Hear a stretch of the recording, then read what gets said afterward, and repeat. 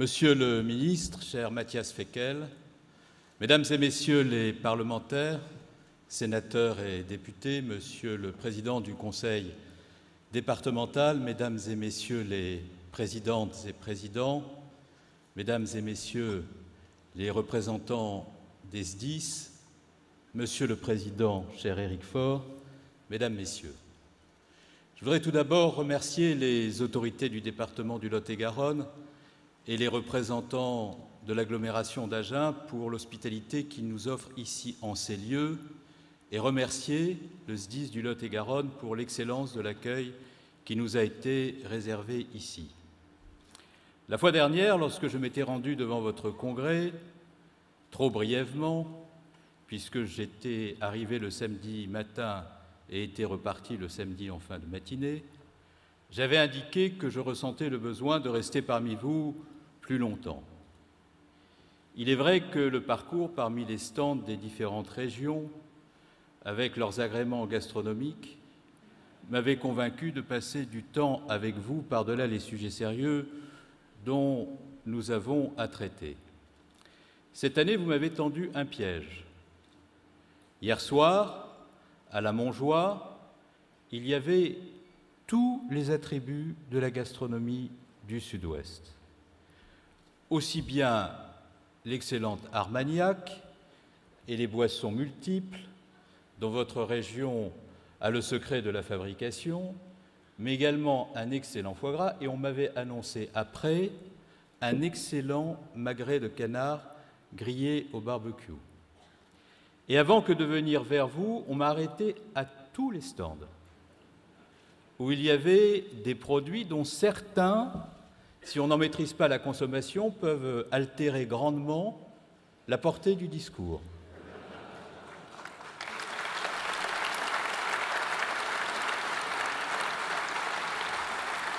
Mais, Monsieur le Président, cher Éric Faure, j'ai ma responsabilité et on ne me piège pas comme cela. D'abord parce que la crédibilité d'un ministre de l'Intérieur dépend de la capacité qui est la sienne, lorsque la tentation est grande, de se conformer absolument aux règles. Et bien que vous m'ayez beaucoup poussé, vous avez pu mesurer ma capacité de résistance. Elle est considérable.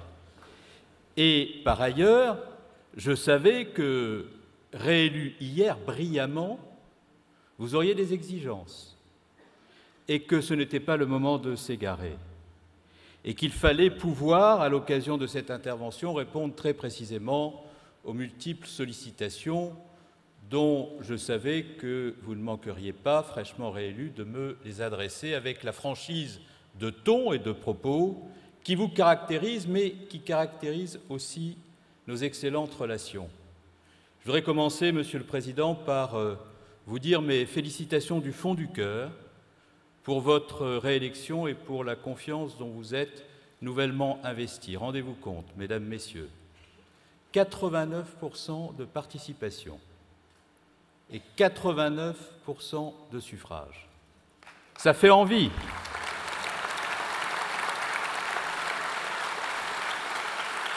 Cela est d'abord le témoignage de la qualité du travail accompli par vous, Monsieur le Président, mais pas seulement par vous, car je sais que vous avez l'esprit collectif par tous ceux qui vous entourent, et qui vous entourent avec un engagement, une générosité, une sincérité que je veux souligner.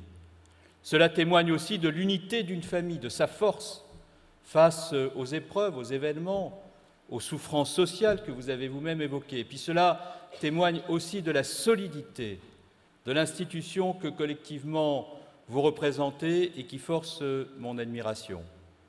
J'ai eu l'occasion hier, en présence de Bernard Franos, devant l'œuvre des pupilles, de dire ce que j'avais au fond du cœur, le concernant, et concernant les œuvres de solidarité qui constituent la force de votre famille. Beaucoup d'engagement, beaucoup de solidarité, beaucoup d'attention portée à l'autre dans les épreuves, et elle ne manque pas. Beaucoup de sincérité aussi mise sur le métier chaque jour par ces hommes, ces femmes qui vous entourent. Et je voudrais dire à tous les responsables de ces fédérations, de ces associations, de ces œuvres, le remerciement aussi du fond du cœur du gouvernement pour le travail qui est accompli et dont j'ai pu mesurer dans les événements tragiques que nous avons vécus depuis le début de l'année à quel point ces actions étaient nécessaires, à quel point cette solidarité était indispensable lorsque les épreuves arrivent, que le destin frappe et que le chagrin est immense. Et je voudrais, puisque nous étions ensemble encore il y a quelques jours dans les Pyrénées-Orientales, avoir une pensée pour ceux de vos camarades, de vos collègues qui sont tombés au feu ou dans l'exercice de leur mission.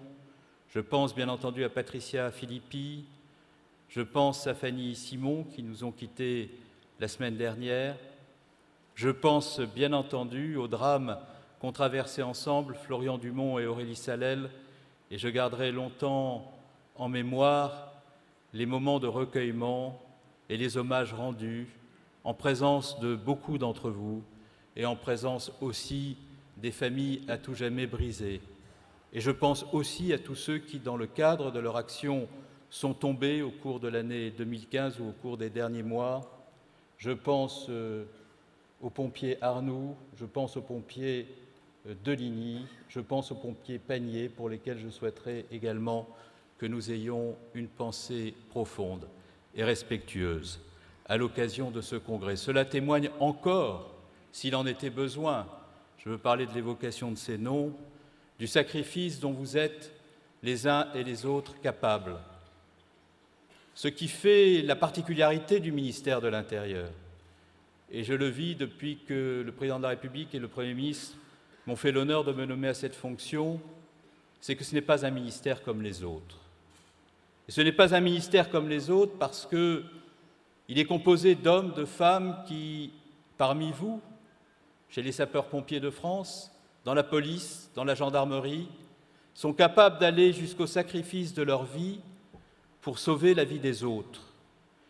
Et lorsqu'il s'agit de l'essentiel, de la grandeur, de l'honneur d'une mission, sauver la vie des autres, qu'y a-t-il de plus beau?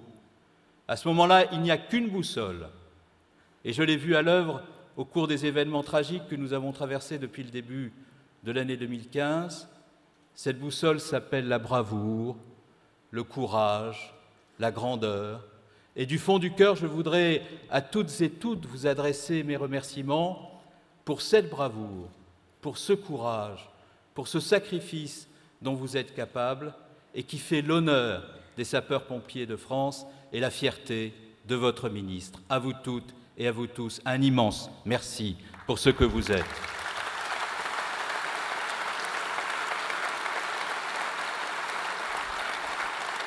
J'évoquais à l'instant le sacrifice de vos camarades.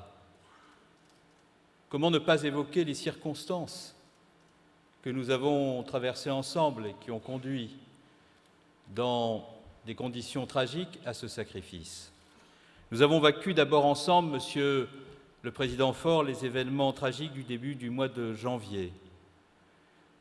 Les attentats qui ont atteint des journalistes parce qu'ils incarnaient la liberté d'expression, jusqu'à l'impertinence parfois, des policiers parce qu'ils portaient l'uniforme et qu'ils incarnaient, face à ces barbares animés par le seul sentiment de la haine, l'ordre républicain précisément par l'uniforme qu'ils portaient. Puis on a voulu atteindre des Français tout simplement parce qu'ils étaient juifs. La même bêtise, la même violence stupide, antisémite, qui frappe de façon aveugle et barbare.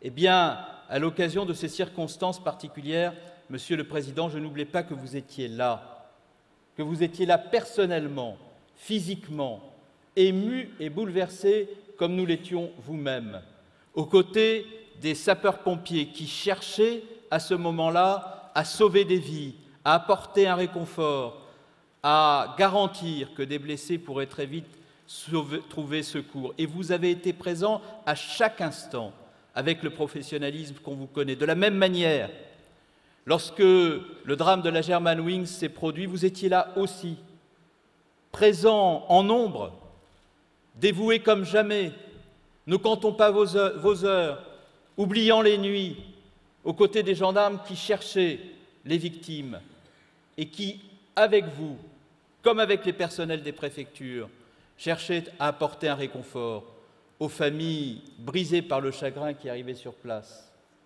Et puis je vous ai vus aussi, nombreux, rassemblés par-delà les frontières des SDIS, au moment des grandes inondations de l'automne dernier, à la Malou-les-Bains, dans les Pyrénées-Orientales, à la Londe-les-Morts, vous étiez là aussi, épuisés, fatigués, mais présents, pour éviter que des drames ne se produisent et que des personnes perdent la vie faute d'avoir été secourues à temps. Et puis, je vous ai vu aussi, dans d'autres circonstances, tout aussi importantes, lorsque, formés à nos gens le Rotrou, vous avez décidé de vous engager en Guinée pour essayer de sauver des vies atteintes par le virus de l'Ebola. Je vous ai vu aussi partir au Népal après le drame qu'a connu ce pays. Bref, l'année 2015, Monsieur le Président, n'a pas épargné vos troupes et elles ont été à la hauteur de chacun des événements que je viens d'évoquer. Et c'est la raison pour laquelle, d'ailleurs, la gratitude est si grande parmi les Français à l'égard des sapeurs-pompiers de France et que cette gratitude n'a d'égal que celle que j'éprouve moi-même dans mes fonctions et le gouvernement tout entier à l'égard de chacune et chacun d'entre vous. C'est la raison pour laquelle je veux répondre précisément à tous les sujets que vous avez évoqués à l'instant, parce que lorsque je suis venu au congrès d'Avignon l'an dernier, je vous avais dit que mon souhait n'était pas de venir, mais de revenir. Et l'an prochain, il y aura le 123e congrès de Tours. Pour avoir traversé le stand, il s'annonce bien. Et donc, je ne voudrais pas en être privé. Et il faut par conséquent rendre des comptes, et c'est normal quand on est ministre de rendre des comptes, quand on a pris un engagement, des engagements, devant un congrès. Et je voudrais égrener le discours de l'an dernier, je m'en souviens, et faire la part de ce qui, dans le discours de l'an dernier, a pu être tenu et de ce qui reste à faire, parce que, bien entendu, lorsque nous sommes sur des sujets importants qui appellent des actions dans un cadre pluriannuel, si l'on fait tout la première année, c'est que l'on fait mal. Il y a des sujets qui ont leur temporalité, qui impliquent des expertises, des analyses, des textes de loi, de l'interministérialité, de la conviction aussi, parce que, comme vous l'avez souligné dans votre discours, l'État n'est pas tout. Il partage la responsabilité avec les collectivités locales et donc le moment d'un premier bilan est venu. D'abord, je commence par où nous avions terminé l'an dernier, car je me souviens parfaitement bien de cette table ronde avec le président de l'ADF de l'époque, Claudie Le Breton, le président du Conseil national des sapeurs-pompiers volontaires, Jean-Claude Baquet, auquel je souhaite un prompt rétablissement, et de l'ensemble des élus qui étaient là présents. À l'époque, le débat portait sur la départementalisation. Non pas la départementalisation des services d'incendie et de secours, c'est un vieux sujet, mais la capacité que nous avions à maintenir le cadre départemental comme un cadre de référence. Et je me souviens des propos que vous teniez à l'époque, et je les partageais d'ailleurs grandement. La politique de sécurité civile d'un grand pays comme le nôtre ne peut pas se traduire par la juxtaposition de la politique des SDIS.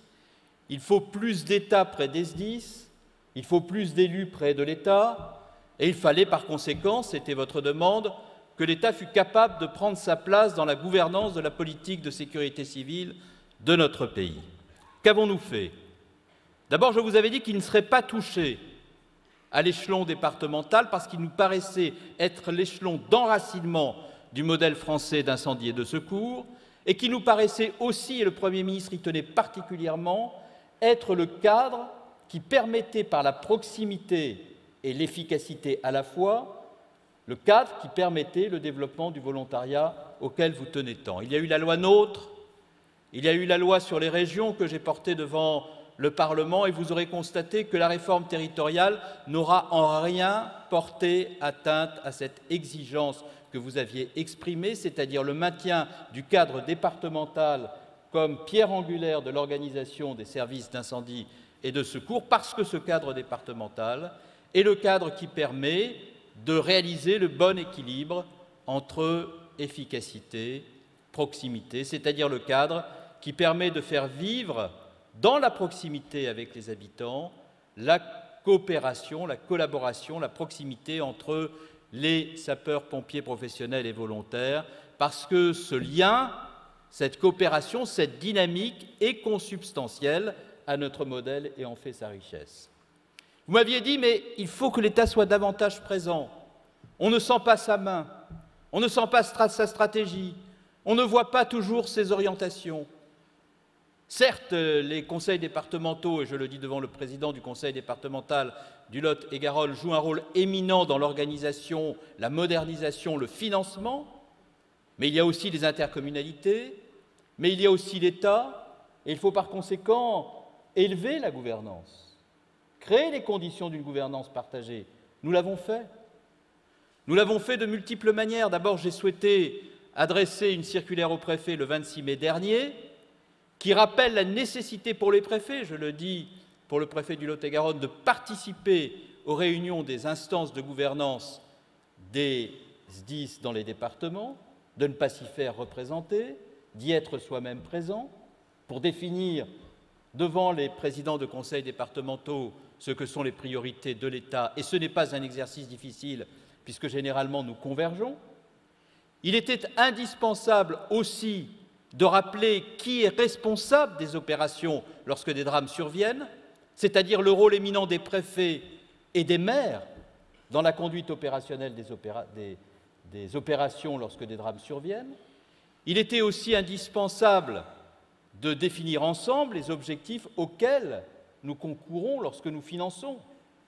Et c'est la raison pour laquelle, par-delà la circulaire du 26 mai dernier, j'ai souhaité mettre en place un comité des financeurs qui rassemble l'AMF, l'ADF, avec la volonté de définir des orientations claires, de donner les zones de complémentarité. Et je veux, dans cette salle, remercier chaleureusement le président Bussereau et le président Barouin pour avoir accepté qu'ensemble, nous engagions cette dynamique nouvelle. Et vous savez que cette instance s'est déjà réunie et qu'elle se réunira encore, car nous avons beaucoup de choses à faire ensemble.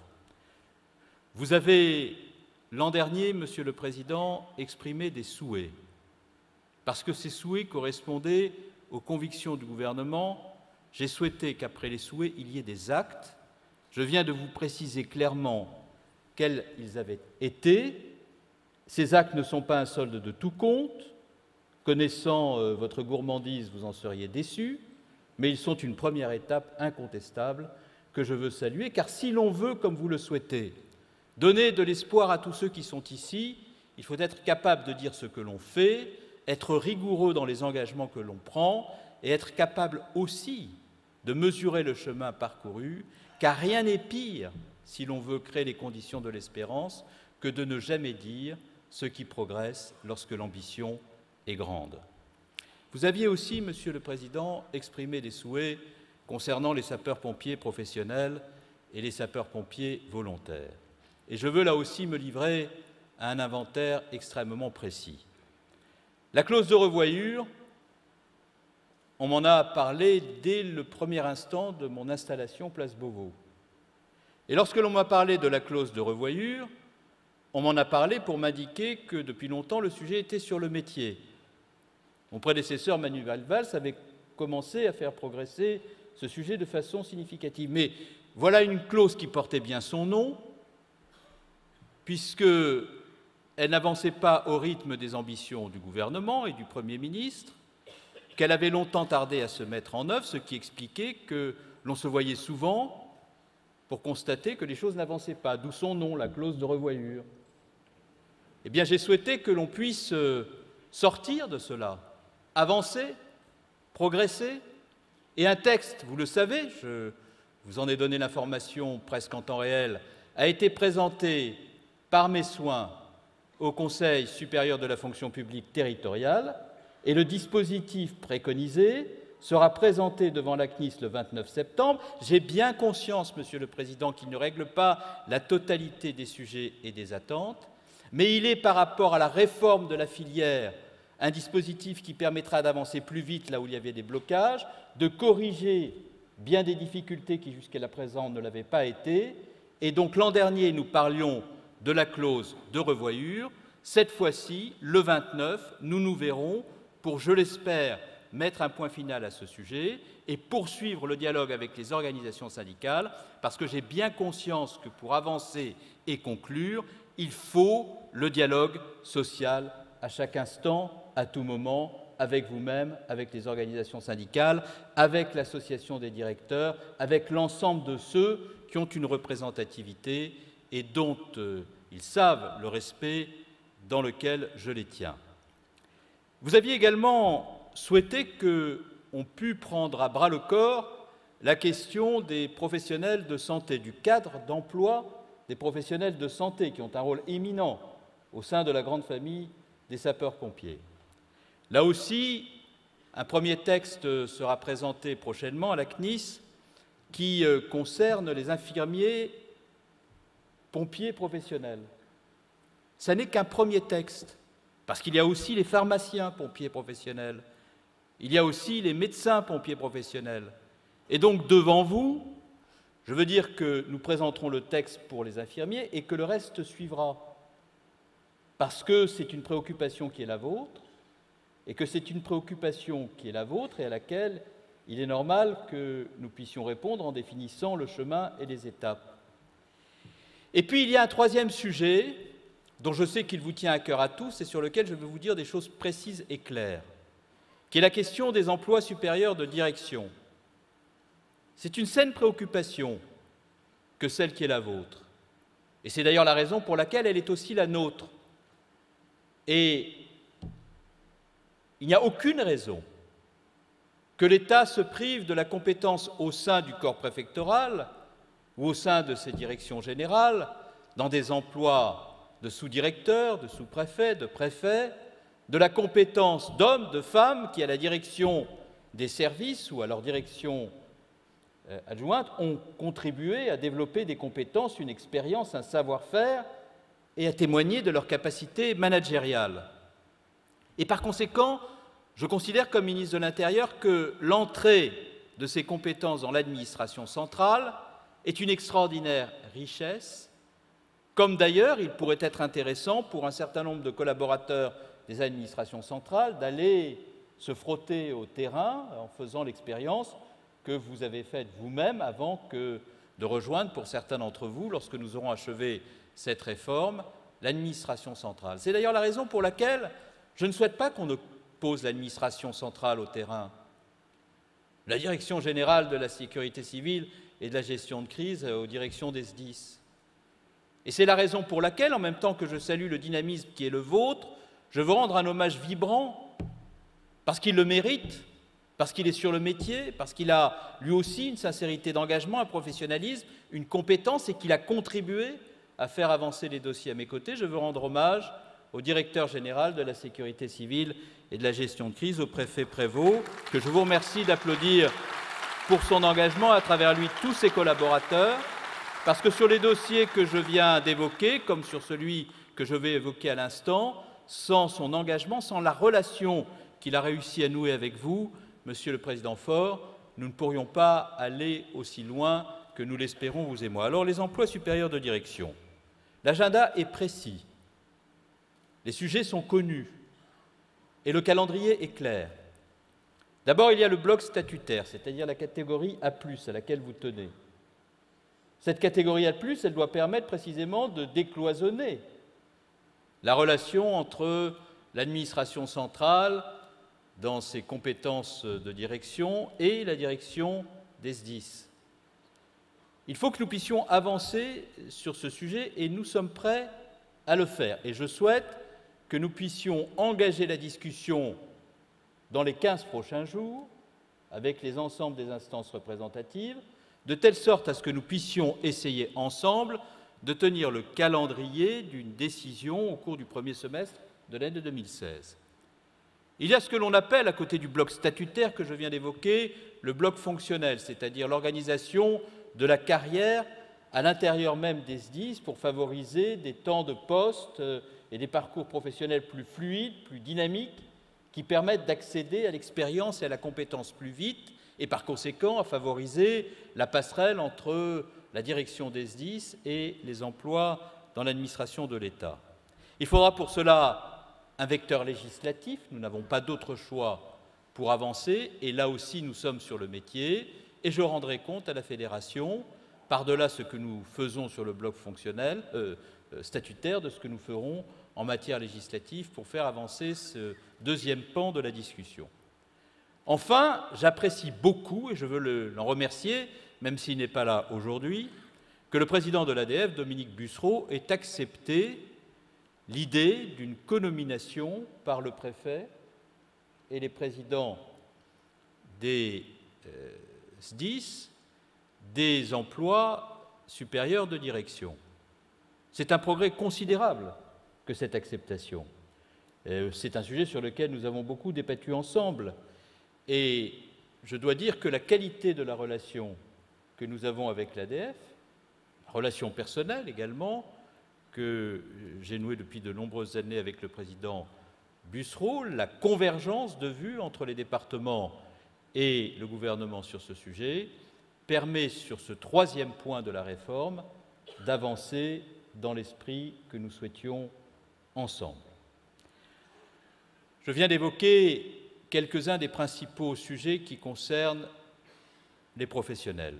Mais il y a le formidable chantier que nous avons lancé, le gouvernement, sous l'impulsion du président de la République et du Premier ministre à Chambéry, il y a de cela 2 ans. C'est un chantier qui, à travers 25 propositions, est destiné à créer les conditions d'une reprise du recrutement des volontaires dans les instances. Depuis 2004, nous assistions à une érosion continue du nombre de volontaires au sein des SDIS dont vous êtes les représentants. Pour la première fois depuis plus de 10 ans, c'est 1442 sapeurs-pompiers volontaires supplémentaires que vous aurez parmi vous. Et contrairement à une déclaration que j'ai lue hier, cela ne doit rien au hasard et cela doit tout aux propositions que nous avons demandées ensemble et que nous mettons en œuvre ensemble dans l'intérêt du développement du volontariat dans notre pays. Où en sommes-nous des 25 propositions et des résultats que je viens d'indiquer à l'instant et qui en résultent? D'abord, je vous avais dit à l'occasion du congrès en Avignon que je souhaitais, pendant l'année qui nous séparait du congrès d'Agen, poser des actes, avancer concrètement, régler le problème du logement. Parce que je me souviens très bien des termes du congrès d'Avignon. C'était les problèmes réglementaires sont trop importants pour que nous parvenions à offrir à des sapeurs-pompiers volontaires, dans des conditions dérogatoires de celles qui prévalent et qui sont inscrites dans la loi, l'accès au logement. Et voilà qu'on m'invitait à engager des réformes législatives qui auraient conduit peut-être mon successeur ou le successeur de mon successeur à avoir une chance un jour, devant votre congrès, d'afficher un début de résultat. Ce n'est pas la méthode que nous avons préconisée. Nous avons travaillé avec l'Union sociale du logement, de l'habitat, nous avons travaillé avec la ministre du Logement, Sylvia Pinel, à laquelle je veux rendre hommage, nous avons mobilisé l'AMF, l'ADF, et nous avons signé, en votre présence et en présence de Jean-Paul Baquet, une convention qui permet à cet engagement concernant l'accès des sapeurs-pompiers volontaires au logement de se concrétiser. Vous m'aviez dit l'an dernier, Monsieur le Président, il faut que les grandes entreprises dans lesquelles travaillent les sapeurs-pompiers volontaires soient davantage conscientes de l'apport du volontariat à la société, de la signification profonde de cet engagement citoyen et, par conséquent, il faut que le gouvernement puisse multiplier les accords passés avec les grands employeurs de manière à favoriser l'accès au volontariat. Qu'avons-nous fait? Nous avons ensemble signé une convention avec la SNCF. Nous avons ensemble signé une convention avec l'Éducation nationale. Nous nous sommes ensemble rendus à Troyes pour signer une convention avec l'AMF, qui n'est pas simplement une convention par laquelle les collectivités locales s'engagent à favoriser l'accès de leurs propres fonctionnaires au volontariat, mais qui est également une convention qui doit conduire les collectivités locales à relayer la campagne de communication que nous initions chaque année ensemble, Pompiers plus volontaires égale moi aussi, et qui est destinée à favoriser l'accès et l'engagement dans le volontariat. Le logement, les relations avec les entreprises, la revalorisation de l'indemnité de sapeurs-pompiers volontaires de manière à ce qu'annuellement, les effets de l'inflation soient pris en compte. La participation, vous l'avez évoqué dans votre discours, des sapeurs-pompiers volontaires à la gouvernance des SDIS. Je présenterai prochainement les dispositions arrêtées, elles sont prêtes et, je vous l'annonce, les sapeurs-pompiers volontaires pourront désormais, par leurs représentants, participer à la gouvernance des SDIS, car il est légitime, compte tenu de leur engagement volontaire et citoyen, que cela soit le cas.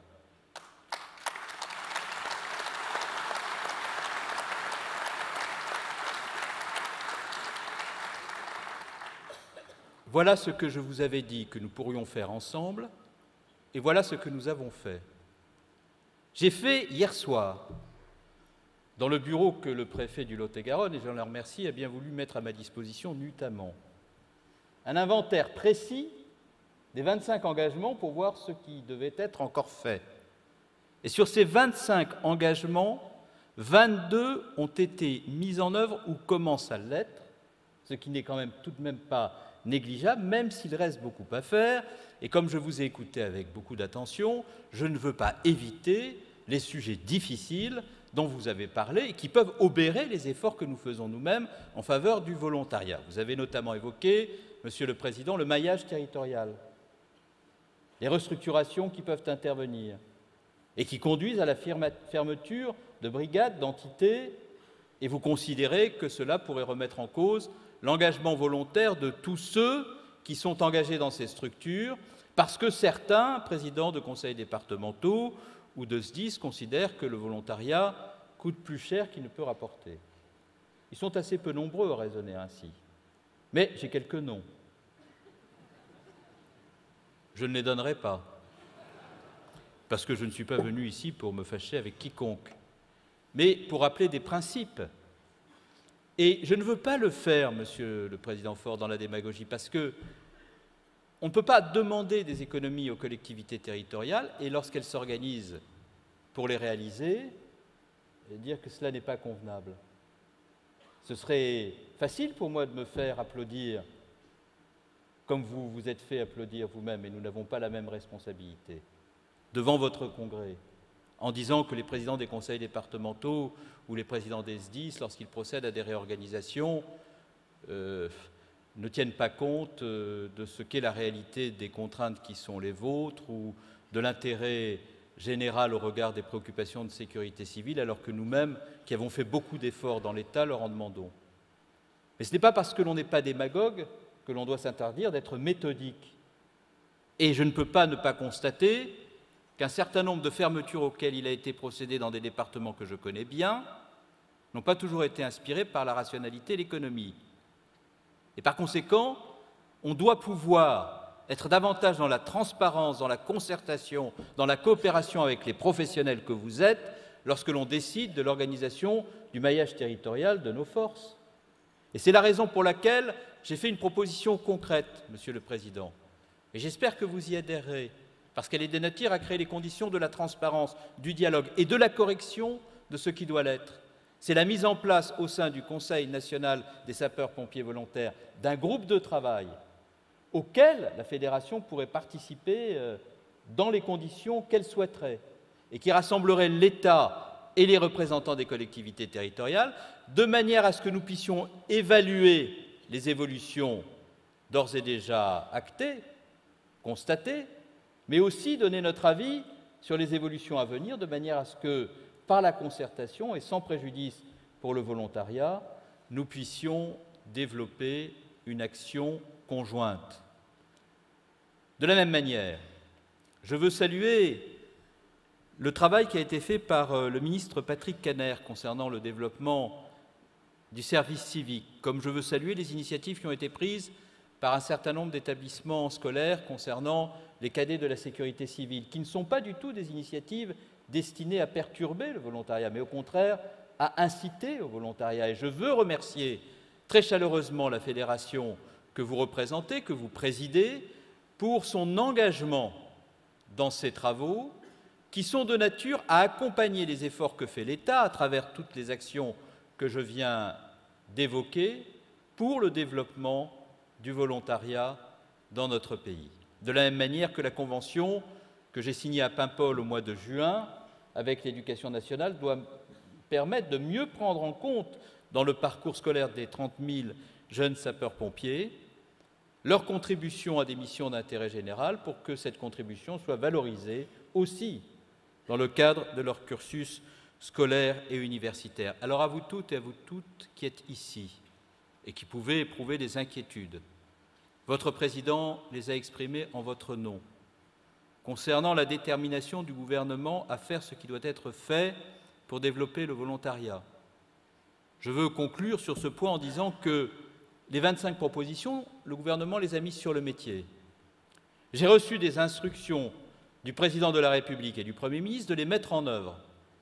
Et il s'avère que si je devais m'éloigner, ce que je me garde bien de faire, des instructions qui me sont données par mes patrons, j'aurai la vigilance du vôtre pour me rappeler à mon devoir.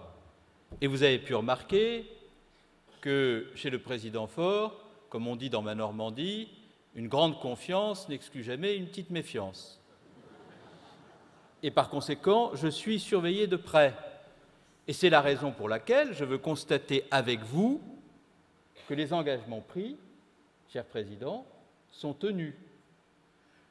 Que l'impatience est toujours légitime, et je la comprends, et elle est un excellent moteur pour l'action du gouvernement, mais dans la responsabilité qui est la mienne et conformément aux orientations du Président de la République et du Premier ministre, j'ai l'intention de faire en sorte que nos 25 propositions et notre ambition partagée puissent faire l'objet de nouveaux engagements tenus pendant la période qui nous sépare du Congrès de Tours, même si pour la famille politique à laquelle j'appartiens, le Congrès de Tours est toujours un problème. J'ai bien l'intention de m'y rendre et de pouvoir rendre compte devant vous des engagements qui auront été pris aujourd'hui face à votre Congrès. Vous avez évoqué la question des professionnels, des volontaires, vous avez évoqué aussi la question, je sais à quel point elle vous tient à cœur, elle avait été très présente, cette interrogation dans le dernier Congrès, de la relation que les rouges entretiennent avec les blancs. Et je vous avais dit des choses précises l'an dernier au Congrès d'Avignon. Je vous avais dit que, pour moi, le monde des sapeurs-pompiers était à part entière dans le secours aux personnes et qu'il ne pourrait jamais être entièrement à part. Et qu'il n'y avait pas de raison de ne pas défendre les prérogatives qui sont les vôtres, compte tenu des services que vous rendez, et que nous ne pourrions pas les défendre bien sans revisiter le référentiel de 2008 et sans travailler avec le ministère de la Santé à la modernisation de ce référentiel et à la définition d'orientation permettant d'articuler ce que vous faites avec ce que font les autres services qui concourent au développement de politiques de santé publique ou aux politiques de secours à la personne, dans un contexte où le Président de la République a pris l'engagement qu'aucun point du territoire national ne soit à plus de 30 minutes de point d'intervention ou de soins. Je veux là aussi dire des choses extrêmement claires. Nous sommes beaucoup battus pour qu'on sorte de ce conflit, qui était un conflit stérile et dont les principales victimes étaient les Françaises et les Français qui avaient besoin de secours et de soins. Et nous avons décidé d'articuler, d'harmoniser, de renforcer, de conforter. Et la circulaire du 5 juin, à laquelle vous faisiez référence et dont nous avons beaucoup parlé ensemble, Monsieur le Président, est une circulaire dont vous reconnaissiez vous-même, dans nos échanges, qu'elle était un progrès considérable par rapport à la confusion qui pouvait exister auparavant. Vous avez évoqué 2 points sur lesquels je vais vous donner mon appui, en même temps que ma satisfaction, vous dire ma satisfaction de vous avoir vu les évoquer. D'abord, ce que nous avons signé avec la ministre Marisol Touraine n'a aucune chance d'être développé de façon harmonieuse et approfondie si les préfets et les ARS ne veillent pas sur le terrain à faire respecter l'esprit et la lettre de ce texte. Ils le font, mais il faut le faire dans la durée. La deuxième chose, c'est que là aussi, ce texte n'est pas un solde de tout compte de ce qu'il reste à faire. L'argent public est rare. Chaque euro dépensé doit être un euro utile. Et vous avez évoqué la question des hélicoptères, vous avez vu à quel point nous avons rationalisé la maintenance et la gestion de notre flotte d'hélicoptères au ministère de l'Intérieur en développant des capacités de maintenance communes, notamment à Garon. Mais je pense qu'il serait tout à fait pertinent que nous puissions avoir une politique globale. Je connais les obstacles, je connais les réticences, je connais les difficultés, je connais les habitudes, permettant au ministère de gérer ensemble la couverture du territoire et les conditions de maintenance des matériels dont nous avons la disposition. Et ça vaut aussi pour la couverture par les ambulances dont vous avez parlé dans votre projet. Je sais qu'il vous tient à cœur que nous mutualisions. J'ai été ministre du Budget, je me souviens d'avoir été très féroce avec mes collègues ministres en leur proposant des mutualisations dont ils ne voulaient pas, et parfois dont ils avaient raison d'ailleurs de ne pas vouloir, même si la plupart du temps ils avaient tort de les accepter, de ne pas les accepter, mais bref, je suis très favorable à la mutualisation. Et vous me proposez un certain nombre de solutions. Et je veux les explorer devant vous, avec vous, et vous dire quel chemin nous proposons d'emprunter pour aller au bout de l'exercice. D'abord, vous me dites qu'il faudrait sur le 15, le 17, le 18, le 112, parvenir à avoir un numéro commun. Et vous m'indiquez que cette mutualisation, que cette mise en commun serait un facteur de simplification, de mutualisation sans doute, et d'amélioration de la qualité du service. Là aussi, sans rejeter l'idée, je ne peux la prendre à mon compte totalement aujourd'hui, sans faire l'inventaire précis des questions techniques que cela pose. Parce qu'une bonne idée sans expertise devient très vite une occasion perdue ou une opportunité ratée. Donc oui, la mutualisation, oui, l'idée d'un progrès doit être prise en compte, mais je souhaite que nous le fassions avec méthode. Comment? Pour ce qui concerne d'abord le 17 et le 18, déjà à Paris, pour des raisons qui tiennent à l'organisation particulière de ce territoire avec la présence du préfet de police, les choses ont progressé d'elles-mêmes. Je souhaite une expérimentation hors Paris concernant le 17 et le 18. Et sur la base de cette expérimentation, je souhaite que nous puissions, au regard des objectifs que vous avez indiqués, travailler ensemble et nous revoir. Deuxièmement, je pense qu'un numéro unique sans interopérabilité après que le numéro a été contacté, ça peut aboutir à bien des difficultés. Et vous savez très bien qu'il n'y a pas nécessairement d'interopérabilité entre les SDIS, qu'il n'y a pas nécessairement des systèmes opérationnels harmonisés entre les SDIS, et que beaucoup de SDIS font appel au moins à 4 ou 5 opérateurs différents. Et donc je souhaiterais que nous puissions, sur l'interopérabilité, travailler ensemble là aussi de manière à harmoniser les dispositifs, ce qui serait l'une des conditions de mise en œuvre d'un dispositif efficace et mutualisé. Et je propose sur ce sujet de mettre en place un groupe de travail. Comme je propose d'aller plus loin dans la mutualisation du fonctionnement de la sécurité civile en France, en distinguant ce qui relève de l'immédiate proximité, qui est accompli par les SDIS avec beaucoup d'efficacité, ce qui relève des logiques zonales, c'est-à-dire les difficultés qui peuvent survenir dans un cadre exceptionnel, je pense aux grandes catastrophes naturelles ou aux grandes inondations, et ce qui peut relever de la projection de nos forces à l'extérieur, où des moyens particulièrement sophistiqués et exceptionnels peuvent être mobilisés lorsqu'il y a des crises qui surviennent dans des États fortement frappés. Ça a été le cas au Népal, ça a été le cas en Grèce, ça a été le cas dans les Balkans. Eh bien, l'une des bonnes actions de mutualisation pourrait conduire, par l'intermédiaire notamment du SAHELSI, à créer les conditions d'une meilleure allocation des moyens aux SDIS et d'une mutualisation d'un certain nombre d'équipements de manière à faire en sorte que la mutualisation permette l'économie attendue. Mutualisation, articulation avec le service de santé. Je sais que vous tenez particulièrement aussi, Monsieur le Président, à ce que nous poursuivions l'action que vous avez engagée, que nous avons engagée ensemble, sur la prévention des risques. On est beaucoup focalisé sur la sécurité routière. Le Premier ministre présidera le 2 octobre un CISR qui permettra au gouvernement de faire connaître d'autres mesures. Et pour avoir assisté avec vous hier, comme j'y avais assisté en Seine-et-Marne, à la contribution que peut apporter le monde des sapeurs-pompiers à la sécurité routière, j'ai demandé à Emmanuel Barbe, le délégué interministériel, de se rapprocher de vous, de manière à ce que vous puissiez, d'ici le prochain congrès et dès cette année, élaborer un programme commun qui mobilise davantage les pompiers autour des enjeux de la sécurité routière. Mais il y a aussi les 19 000 Français qui meurent chaque année en raison de risques domestiques et qui impliquent une action forte de notre part. Je sais qu'avec la Fédération nationale de la protection civile, avec l'ensemble des acteurs qui sont autour de vous, vous souhaitez qu'on fasse de l'année 2016 une année particulièrement intense d'action autour de ces enjeux. Et bien entendu, nous évoquerons avec le Premier ministre la volonté que vous avez de donner à cette cause la dimension de grande cause nationale. Nous avons progressé cette année. La convention que nous avons signée avec Madame Pinel et les sapeurs-pompiers concernant la prévention des risques incendies, la volonté que vous avez de vous engager davantage dans la prévention des risques domestiques est une préoccupation que le gouvernement partage grandement et sur laquelle je veux vous dire mon soutien. Monsieur le Président, Mesdames, Messieurs, rassurez-vous, j'arrive au terme de mon propos. Et je voudrais le terminer par où le Président Faure a commencé le sien.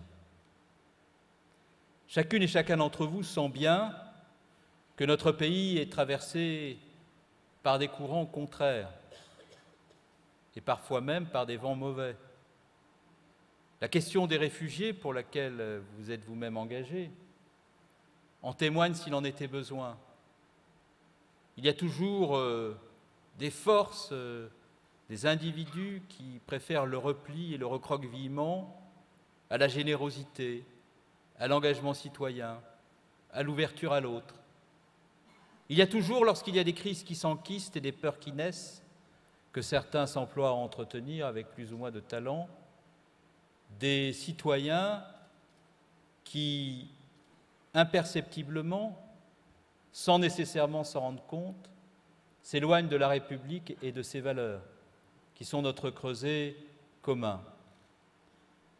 Et puis il y a aussi de nouvelles formes d'expression publique qui ne favorisent pas l'élévation du propos, ni la hauteur de vue, non pas que je les condamne en un bloc, d'un coup, toutes, mais lorsque je vois certaines phrases sur la toile, dans les réseaux sociaux, où sous prétexte que l'anonymat est partout, l'insulte pourrait, elle aussi, envahir tout l'espace, je vois bien des manières d'abaissement qui ne correspondent pas à la culture de votre maison et qui ne correspondent pas à la culture de la maison République.